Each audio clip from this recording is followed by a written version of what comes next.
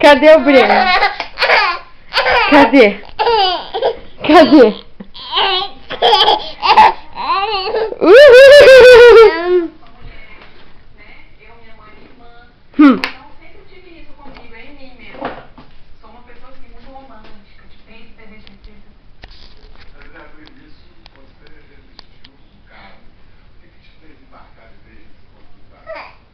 Eu já falei isso pra ela, foi um sentimento verdadeiro mesmo.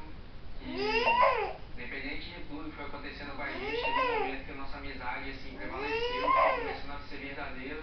E depois que eu senti isso, a gente foi junto pra valer.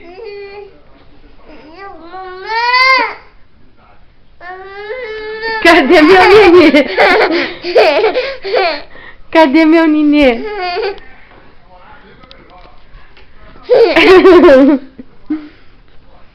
Safado. Chama a mamãe então. Mamãe!